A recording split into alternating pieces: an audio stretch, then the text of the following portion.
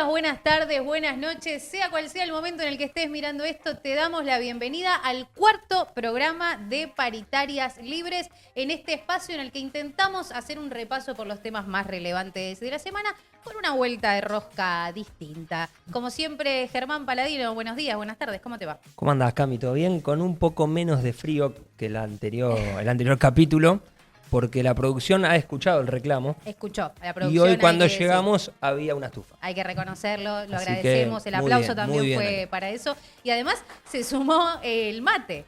Sí, que no sumamos estaba mate, el no mate. estaba, nos mata, no estaba. No sé por qué no Necesitamos estaba, sticker, ¿no? Porque lo seguimos tomando siempre en los cortes, antes, después, pero tenía que estar acá en la mesa desde ya, es parte de las paritarias. Y obviamente vos estabas hablando del frío y yo tengo que decir que, viste que se dice que uno tiene que elegir las batallas, ¿no? Y yo hay una que no quiero dejar por nada en el mundo y que es pelearme con la gente que defiende el frío desde el 21 de junio hasta el 21 de septiembre. Y esto no lo hablamos igual fuera del aire, así que espero no desilusionarme en este momento, querido compañero. Pero usted, si se tendría que enmarcar en algunos de los dos teams, ¿cuál sería? Me gustaba mucho el frío hasta este invierno, Bueno, hasta estos días. Menos mal. Sí, me gustaba, porque, no sé, está bueno, puedes combinar algunas prendas, vestirte de otra manera, está bueno, me gusta. Pero no sé si es una cuestión de edad, lo estoy sufriendo mucho. Estos días de frío estoy sufriendo mucho y me dan ganas de estar en una playa o con 32 grados de calor. Puede ser igual el tema. Así que diría que soy de la team edad. calor si me tengo que definir. Me parece En muy alguno de bien. los dos bandos. Menos mal que cambiaste justo este año, porque si no íbamos a estar en un problema ¿Vos en sos esta full calor? apertura. Yo soy full calor, obviamente. Para mí no hay nada más lindo que poder ir con la ropa tranquila, sin tener que ir con 800 camperas puestas, que sos una cebolla que te va sacando siempre algo, porque depende del lugar en el que entras, hace más calor, más frío. Debo admitir que estéticamente es un poco superior al invierno. Sí, total. La ropa de invierno es más linda. Yo nací en invierno, nací el 5 de agosto, igual debería ser quizás un poco más team invierno, pero la verdad es que disfruto mucho de la brisa esa del veranito, ¿no? De que te refresca un poco la noche, que te dan más ganas de hacer cosas. A mí particularmente el invierno, de lo único que me dan ganas es de quedarme acostada y no salir a ningún lado. Y bueno, no nací en cuna de oro, así que no estaría pasando. Hay días de calor complejos también. Sí, obvio. Más en la ciudad de Buenos Aires, 2 de la tarde, que tampoco podés estar muy afuera y tenés que buscar algún refugio donde haya aire acondicionado. Eso es verdad, pero bueno, no nos vayamos a los extremos. No romanticemos el calor. No nos vayamos a los extremos en ningún tema, tampoco en el frío ni con el calor. Y acá el equipo de Paritarias Libres, a ver si le decimos que levante la mano el team calor, a ver. Si somos mayoría, el team invierno, ya está, no existen, chicos, ni siquiera levanten las manos porque les contamos. El economista team invierno, ¿no? El economista, ¿y lo tomamos como un dato relevante eso? Para... Frío. Frío. Un tipo frío. Un tipo, es bueno. Tipo de los números. Hay que pasar el invierno, decía un viejo. Acá dicen, claro, ¿qué?mo? Hay que pasar el invierno, decía un viejo economista. Hay que pasar el invierno, decía un viejo economista, así es. Y obviamente que desde el momento en el que Messi dijo que era team verano, me parece que ya la balanza se movió mucho para un lado. Quizás lo estoy diciendo yo, que ya dije que era muy team verano y no suena muy objetivo que digamos, pero si se lo dice Messi... Habrá vivido pocos inviernos, Messi. ¿Vos decís? Sí. Y Maradona no sé, pero no tengo pruebas ni tampoco dudas de que también es team verano. Diego lo veo ¿no? verano, lo veo muy verano. Lo veremos de verano, sí. Diego, obviamente que sí. Y uno puede elegir, obviamente, lo que más le guste. De eso se trata. El tema es cuando esto empieza a afectar la salud.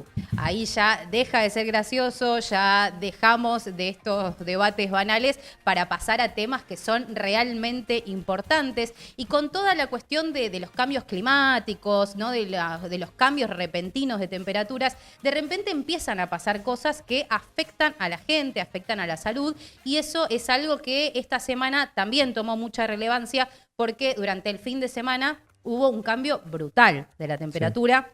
Sí. Si bien ya estábamos en invierno, más o menos venía como algo más primaveral, no era tan tremendo. El sábado la temperatura bajó por completo. En este momento sigue vigente una ola de frío extrema para algunas partes del país. Y en la ciudad de Buenos Aires, donde nos encontramos nosotros particularmente, este fin de semana fallecieron 3 personas en situación de calle.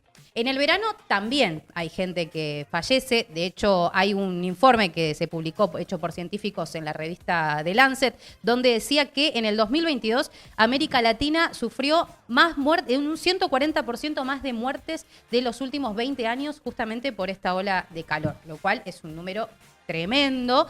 Y también en el invierno sucede algo parecido, pero ¿sabes lo extraño? Que no hay muchas cifras oficiales con respecto más que nada a la gente que vive en situación de calle. Porque vos decías, ¿no? Tenés frío, tenés calor, más o menos. Al tener un techo te la podés rebuscar de cierta manera, a pesar de ahora que con la suba de los impuestos y demás, el tema del uso del gas y la electricidad es un tema. Teníamos, ¿no?, a un presidente que decía que había que abrigarse adentro de casa para poder bajar un poco el tema de los valores en las tarifas. Pero la gente que está en situación de calle no puede elegir. Está a la intemperie y esto se vio reflejado justamente este fin de semana con estos 3 fallecimientos que se dieron en los barrios porteños de Palermo, Once y Retiro. Y en base a esto empezaron a hablar personas que participan activamente de distintas organizaciones y espacios que ayudan. Por suerte, se ve mucha gente en la calle dando una mano, llevando un plato de comida, una frazada o dando algún tipo de ayuda. Pero también están los centros del gobierno de la ciudad, esos que aparecen los flyers que llama el 108. Y en base a esto también se generaron algunas cuestiones, como la que manifestó también en la televisión pública Horacio Ávila, quien es referente de la organización Proyecto 7 y que nos pareció interesante traerla a colación para poder hablar un poco más sobre este tema. El gobierno de la Ciudad de Buenos Aires tiene 46 dispositivos funcionando. Para nosotros es insuficiente por la cantidad que hay. Hoy creemos que hay más de 12.000 personas en situación de calle en la Ciudad de Buenos Aires. Pero el tema es que vos tenés que llamar a la línea 108 para que la línea 108 mande un móvil y ese móvil recoja a la persona y recién ahí, con ese traslado y esa derivación, puede ingresar a algún centro de inclusión. Nosotros creemos que la gente no debe estar en la calle. Somos una organización que trabajamos para eso. Después, si los dispositivos existen y hay fallas, hay que mejorarlos, pero no vamos a decir nunca que la gente no debe ir. Yo creo que si es vecino o vecina, o si lo transitas permanentemente cuando vas al laburo, cuando vas a estudiar o cuando vas a cualquier lugar, es acercarte, tratar de entablar un vínculo, ver cuál es la necesidad de esa persona y tratar de ayudarlo lo más que se pueda. Desde ese lugar creo que todos podemos hacer algo y está bueno poder hacerlo. Bueno, acá Horacio contaba un poco sobre esto, ¿no? Que hay mucha demanda de gente viviendo en situación de calle y hay muy pocos lugares para poder recibirlos. Y además pasan otras cosas, ¿no? Ahora hay muchos periodistas que hacen trabajos de campo, que salen a hablar con la gente para ver realmente cómo viven en diferentes situaciones. Y a mí me llamó mucho la atención un informe que hizo la usuario Bren Careto, que es también una de estas periodistas que hace este tipo de trabajo, donde fue a la zona de microcentro, hablaba con gente, hizo esto de llamar al 108 a ver cómo funcionaba y acompañó a un señor de unos 65 años que había trabajado toda su vida o mayor parte de su vida en aerolíneas argentinas, se jubiló, falleció la esposa, entró en depresión y terminó viviendo en la calle.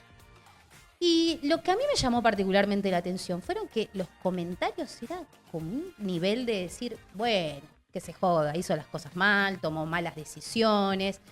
Un montón, realmente. Uno a veces entra a ver y dice, che, bueno, esto será un troll, será un bot, será una máquina. No, eran personas comunes y corrientes que tenían fotos de que te daban a entender que no, que son personas reales y que están pensando eso. Y me llama la atención y me hace pensar, ¿será real eso, ese nivel de deshumanización o es algo de las redes? Porque después cuando vemos colectas o situaciones solidarias, el argentino también está siempre dando una mano, ¿no? Entonces me lleva a pensar eso, ¿no? ¿Vos qué sensación te da con esto? A ver, si nosotros entramos a la discusión de la insensibilidad de ciertas personas sobre la situación de otras, bueno, habría que hacer otro tipo de estudio. Me parece que nos tenemos o nos debemos centrar en lo que puede hacer el Estado cuando hay estas situaciones de gente en situación de calle. Más en un estado como el de la Ciudad de Buenos Aires, que durante 12 años no ha tenido políticas para los sectores más marginados o los que están en situación de calle. Y sí, te abren los centros de integración social, que vos con el 108 llamás y llevas a la persona o la persona tiene que ir voluntariamente, Pero cuando trabajás con la gente en situación de calle, a nosotros nos pasó en la Comuna 15, te encontrás que hay un montón de situaciones que no tienen nada que ver con que quiera ir o no, sino con una lógica que se da en la calle de cuidar su territorio, claro, de cuidar sus pertenencias, de que cuando va a los lugares están poco controlados y por ahí son peores los lugares a los centros a donde va. Bueno, eso denunciaban mucho en estos que testimonios, la calle, ¿no? Entonces creo que hay como abordar a cada persona, que es un mundo, y gracias a Dios están las personas solidarias que se organizan y salen a contener esa situación, como los compañeros de Proyecto 7, que no solo le dan refugio, comida y abrigo, sino también que tratan de insertarlos en procesos productivos. Ellos hacían un alfajor en lo que fue el proyecto, creo que estuvo antes de que pierda Alberto el gobierno, 2023. Habían sacado un modelo productivo de un alfajor que lo hacían con la gente en situación de calle. Les ayudan a terminar el secundario, hay todo un abordaje integral. Claro, no es solamente dar un espacio para dormir. Que la ley de la Ciudad de Buenos Aires no lo atiende, entonces me parece que hay que trabajar en alguna propuesta que ataque de manera integral la problemática. No es solo el espacio donde va a dormir, es qué pasa después cuando sale de ese centro, cómo se relaciona, qué pasa con la familia. Hay toda una situación que hay que abordar. Son 12.000, creo que con el presupuesto que hay en la ciudad se puede abordar tranquilamente con esa cantidad.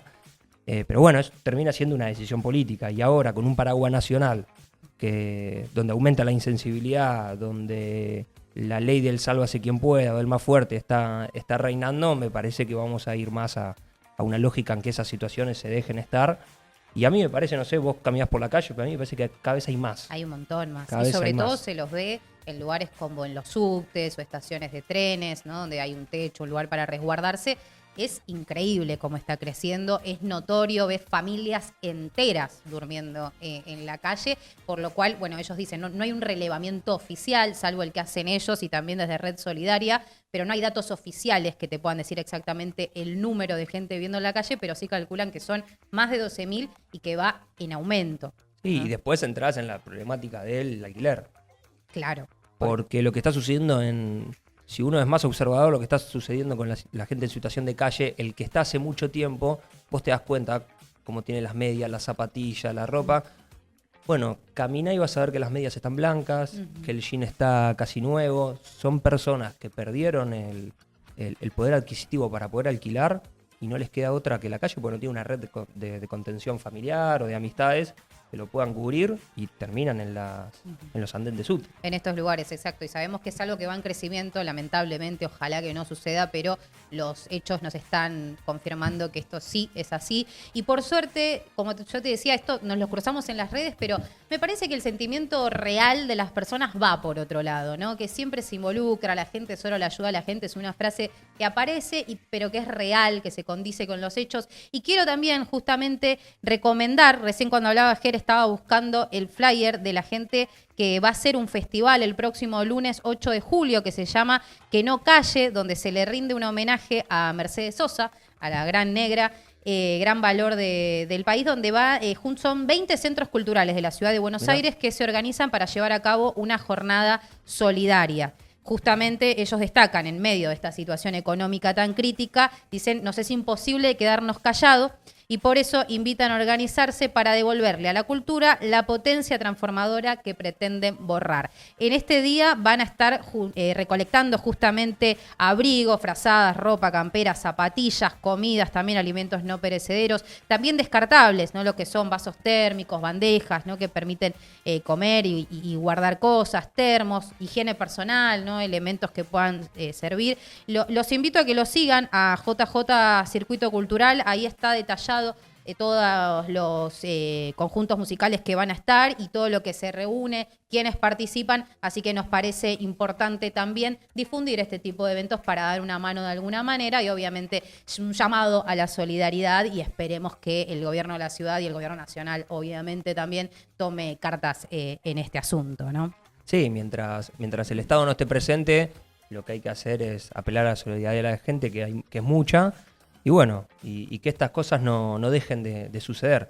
Me acuerdo cuando nosotros hacíamos la Navidad Solidaria acá en Parque Chas, decirles a todos que estamos en el barrio Parque Chas, porque los que estaban en situación de calle eran pocos. pocos para el barrio, eran 10, 15. Claro. Y nosotros podíamos organizarnos con los vecinos y hacer una Navidad solidaria y pasamos el 24 y después fin de año con las personas en situación de calle que veníamos trabajando ya hace un año, eran como vecinos, entre comillas.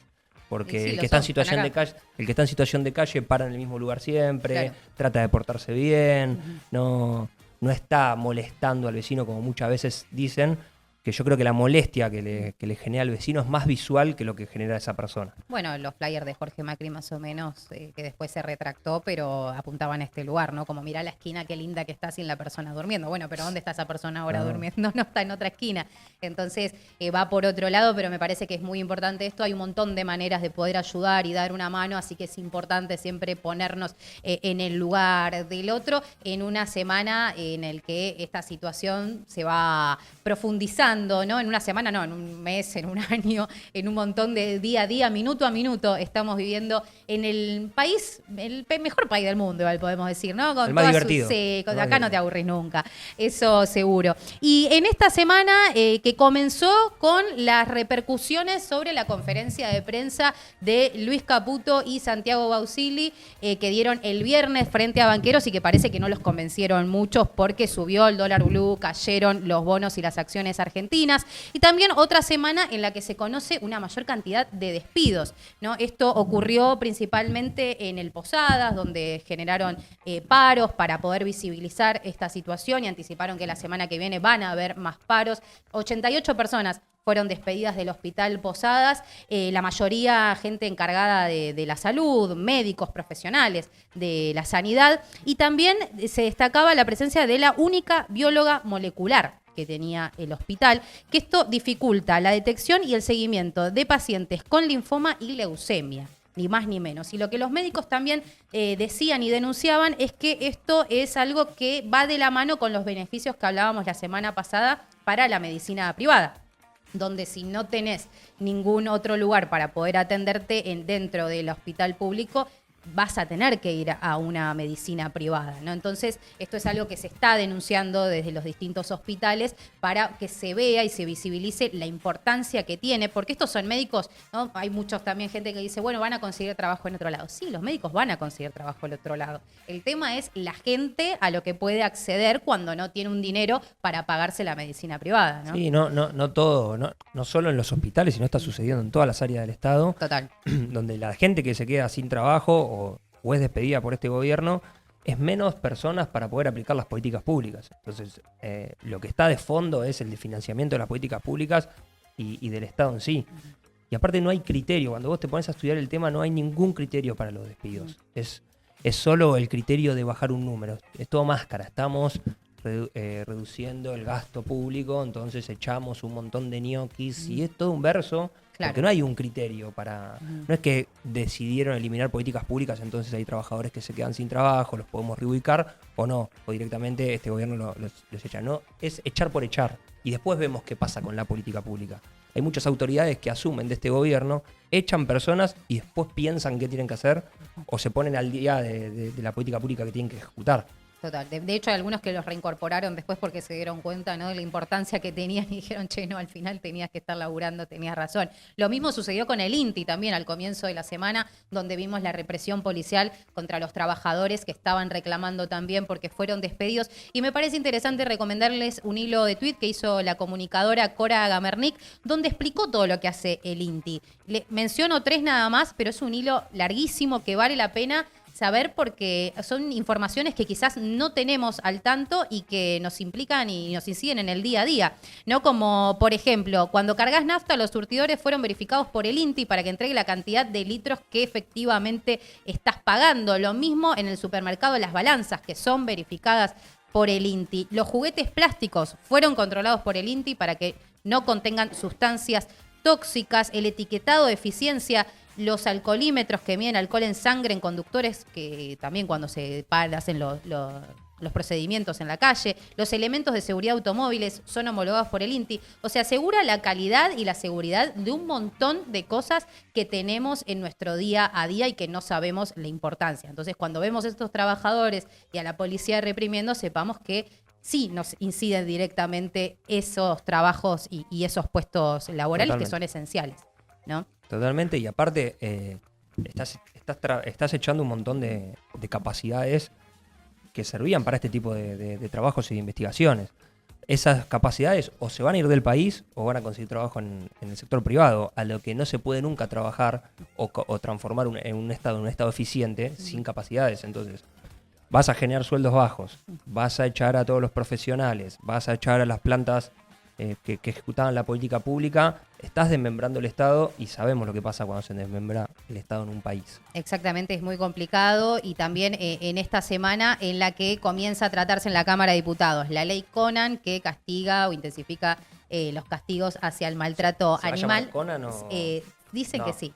Dicen que sí, todavía no está confirmado. Hasta ahora es ley del maltrato animal, pero se lo llama hasta por el propio presidente como ley Conan. También la reducción de la jornada laboral es algo que se está empezando a tratar en la Cámara de Diputados. Y en el Senado, una reforma jubilatoria que el presidente igual ya dijo que si se aprueba la va a vetar. Esos son como los tratamientos en estos momentos más relevantes de la Cámara. También una semana en la que la justicia falló por tercera vez en contra de lo expuesto por el Ministerio de Capital Humano para no entregar los alimentos que todavía siguen en los galpones, ¿eh? O sea, todo eso que veníamos hablando hace unos meses que nos indignamos, bueno, siguen ahí, la gente y los comedores siguen sin recibirlo, lo cual también nos lleva a otro interrogante. Todavía no se pudo hacer un relevamiento de cuáles eran los comedores que ellos denuncian que eran irregulares y cuáles no, o generar al menos algún plan para poder repartirlos, porque sabemos que hay gente con hambre y que necesitan de esos alimentos que se van a vencer y después, ¿qué hacemos? Los tiramos a la basura.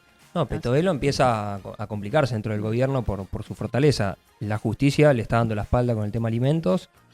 Hay un desembarco de amarillos, de funcionarios del PRO dentro del ministerio para poder ordenar la situación de la gestión por la incapacidad que tiene Petovelo y su equipo de gestionar un ministerio tan grande. Y también se piensa que hay secretarías, como la Secretaría de Trabajo y demás, que van a tener que salir de la órbita de capital humano para volver a ser ministerio. Así que yo creo que tomaron nota, las balas le entró a Petovelo de los alimentos y de su poca gestión, y hay que ver qué pasa con el futuro de ella en el gabinete.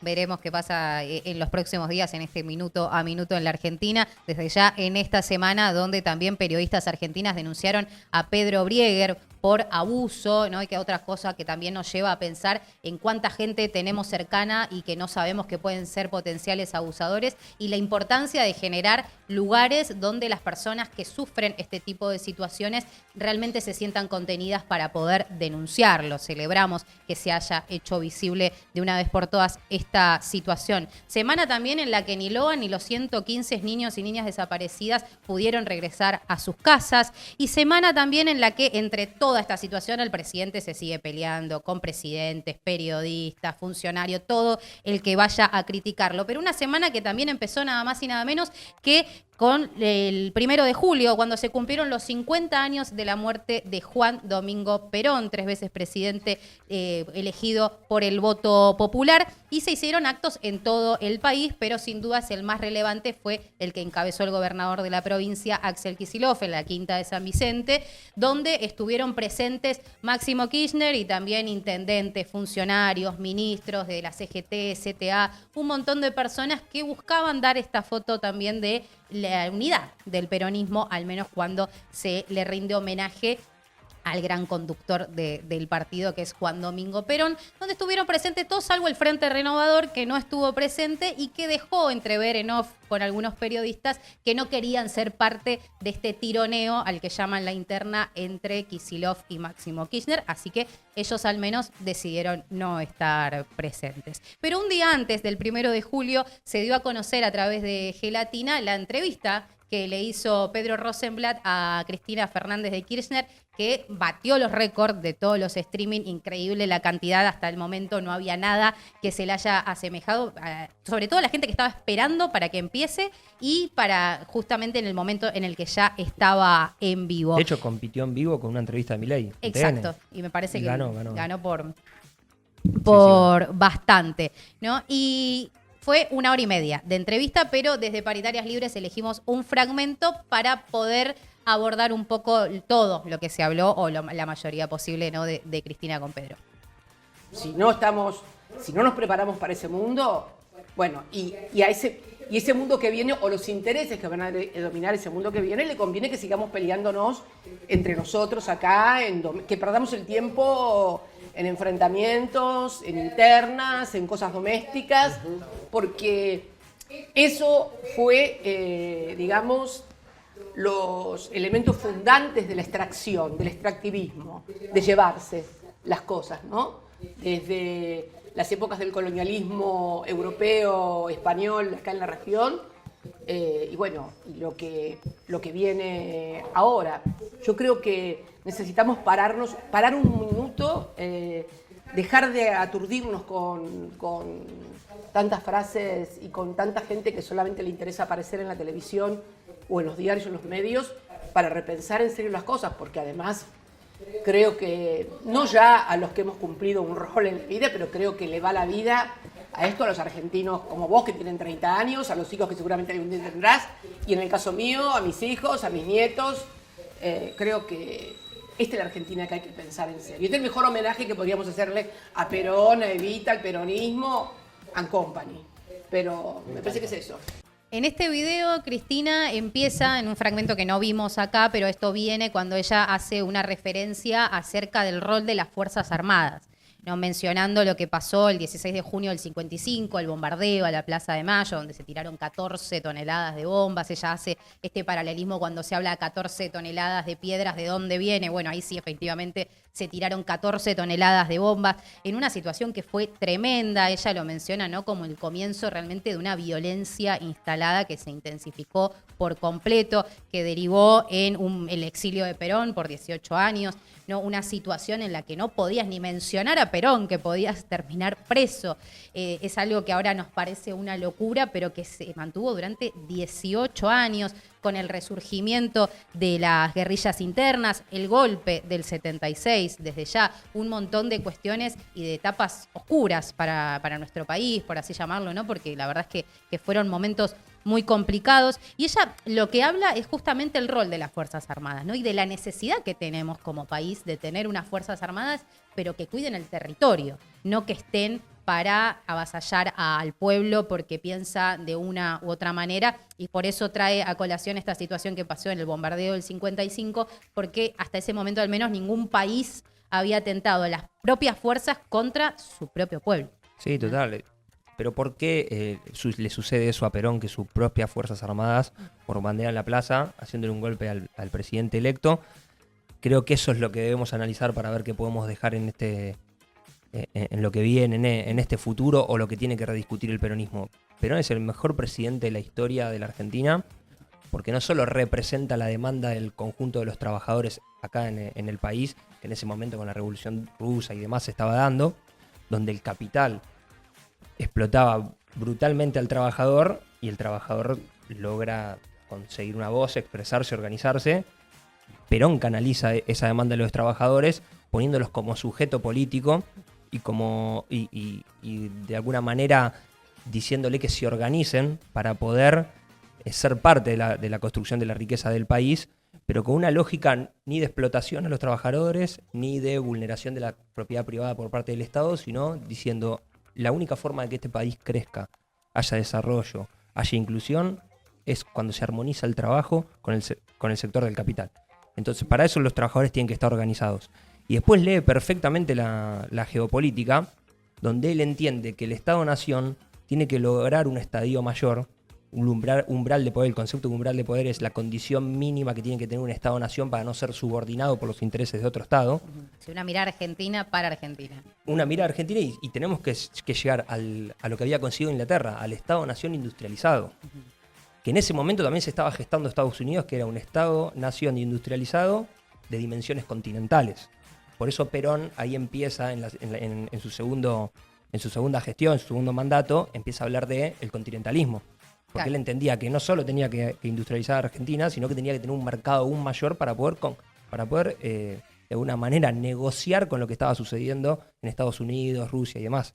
Así que me parece que la mirada estratégica que tenía Perón de cómo pararse frente al mundo, con una identidad propia, con una filosofía propia, y además con el poder industrializador, con los trabajadores organizados, para poder negociar los intereses con los demás estados y no ser subordinado, es algo que nosotros tenemos que empezar a pensar en esta lógica. Por eso creo que vuelve dentro del peronismo esos relatos donde se pide reindustrializar, Total. estar trabajando con el movimiento obrero codo a codo. Me parece que en el peronismo empieza a ser mella ese discurso y todas estas ideas de Perón que estaban en segundo plano. Y esto es muy importante lo que decís, ¿no? Porque siempre para entender un hecho hay que contextualizarlo. No lo podemos abordar solamente por el hecho en sí, sino que es necesario ver todas estas vertientes. Y esto que mencionas vos es totalmente cierto. O sea, en una guerra mundial, el tipo tuvo la capacidad para pensar que podía correrse de esos dos márgenes, de esas dos opciones, que era la izquierda y la derecha, y poder crear lo que se llama una tercera posición, ¿no? Y además, el hecho de que lo haya generado a través de los trabajadores, ¿no? En un departamento de trabajo que en ese momento no tenía ningún tipo de valor y por eso se lo dieron, él vio una oportunidad para desde ahí poder llegar a construir un nuevo sentido nacional. Y eso me parece que es muy importante porque más allá de que hayan pasado muchísimos años, sigue siendo, como vos decís, ¿no? Esa línea que nos da la esperanza de que se puede llegar a construir algo a partir del pueblo trabajador, que en definitiva es la mayoría de la gente que habita este país. Y para mí, particularmente Perón, lo que logró, además de haberse formado mucho, él es una persona que estudió, que leyó un montón, que vivió, que fue a otros países para ver cómo era y demás, él no se quedó solamente con la parte teórica, sino que puso el cuerpo. Iba a las centrales de trabajadores, participaba de las asambleas, hablaba con la gente de cara a cara y escuchaba qué era lo que le pasaba. Entonces, esa unión de la formación teórica con la experiencia en carne propia fue lo que hizo también que la gente inmediatamente tome confianza en él y que se vaya creando este nuevo partido político que estaban haciendo aún sin saberlo y que luego se convirtió en una doctrina justicialista que fue aún más allá de lo que hoy entendemos como los partidos políticos que representan, o algunos dicen representar al peronismo más que otros, ¿no? Sí, y aparte una decisión extraordinaria que cuando le bombardean la plaza, él se va, conduce el movimiento durante 18 años y después vuelve. Pero él apuesta al tiempo y no a la sangre, porque muchos le decían, ¿por qué no nos quedamos? Porque iba a ser una guerra civil y lo que iba a sufrir es el pueblo, entendiendo también la práctica política como una práctica de tiempo, de desarrollo. No es todo en el momento que uno quiere. Hay procesos históricos que a tu idea la aumentan, hay procesos históricos donde vos tenés que retrotraer, te digo, Perón decía muy bien, hay que retrotraer algunas veces las fuerzas para poder pasar esta ola mundial de políticas que no nos benefician a nosotros. Entonces me parece importante también pensar eso en un mundo donde hoy la ultraderecha gobierna en muchos países importantes, donde hoy la ultraderecha parecería que es la ideología que empieza a hacer hegemonía o que quiere ser hegemonía, y los proyectos más como el peronismo de inclusión y demás, y de desarrollo nacional, bueno, hay que ver cómo eso juega con este mundo. Y además, una de las partes también de esta entrevista de Cristina que me parece que es importante y que está relacionado con esto es que ella habla de la necesidad de tener fuerzas armadas que defiendan al territorio, pero también que desde el peronismo y de las clases dirigentes también se pongan a repensarse para ver cómo van a pararse en el mundo que viene, donde se van a disputar los recursos naturales y donde se necesita realmente un cuerpo dirigencial de Fuerzas Armadas y un pueblo que en su conjunto puedan trabajar para poder defender lo nacional, y que es algo que se fue perdiendo, pero que lo diga Cristina Fernández de Kirchner, con su pasado como presidenta, vicepresidenta, senadora y todos los cargos públicos que tuvo, me parece que puede llegar a ser un llamado a toda la clase dirigente a bajarse un poco, ¿no? de ese pedestal donde están hace muchos años, muchos de ellos, para decir, che, bueno, es necesario que volvamos un poco a las bases y veamos de qué manera construimos desde acá. Mismo Pedro en un momento le pregunta si el peronismo quedó viejo y ella dice no, el peronismo no quedó viejo, lo que quedaron viejos son algunos peronistas, y me parece que eso es importante para poder ver de qué manera nos paramos, ya sea si las personas afines al peronismo o no al peronismo, pero sí con esta idea de un sentir nacional y de defensa de lo propio, ¿no? Que sí, es de la Argentina. Sí, Para mí la política es cuando vos decís que vas a hacer algo, nadie te sigue, cuando realmente lo haces, se suman todos. Entiendo la importancia de los consensos con las demás fuerzas políticas, pero me parece que primero tenemos que definir qué peronismo es el que vamos a presentar en las elecciones en el 2025 y eventualmente en el 2027, para antes invitar a una fuerza política a hacer un consenso, tenés que tener muy claro qué rumbo tenés vos. Y creo que el peronismo hoy tiene que discutir ese rumbo, que tiene que volver con la industria nacional, que tiene que volver con la producción de manufactura, de valor agregado, que tiene que volver con la armonía entre el capital y el trabajo, que tiene que volver pensándose en una región fuerte, poderosa, donde podamos ser socios y amigos de los demás países de Latinoamérica. Así que me parece primero falta un paso previo, entiendo lo que dice Cristina, que es fundamental, pero creo que ella tiene que ayudar a reorganizar el peronismo, no juntando dirigentes, sino teniendo muy claro qué rumbo va a tener y cuáles son las políticas que va a llevar adelante. Totalmente, y nos interesa saber qué piensan las personas que están mirando esto y que se suman a Paritarias Libres, así que invitamos a que nos sigan en las redes sociales y que también nos comenten, como lo están haciendo ya, mucha gente, Mucho. sobre todo con nuestro ministro de Economía, que después lo vamos a tener, van diciéndole las cosas que piensan de lo que decimos, y de eso se trata. Este es el fin de este espacio al que denominamos Paritarias Libres, acordando con ideas, así que invitamos a seguirnos en Instagram y en TikTok como Paritarias Libres y en Twitter como Paritaria Libre sin las S, pero principalmente nos pueden seguir y esperamos que lo hagan, que ya estén suscriptos, que activen la campanita, le pongan me gusta y comenten en YouTube buscándonos como Paritarias Libres acordando con ideas. Búsquenos así porque si no les van a aparecer un montón de otras cosas, pero si ponen Paritarias Libres acordando con ideas, nos van a ver a nosotros y esperamos que se sumen y también generemos ida y vuelta, que de eso se trata este maravilloso país.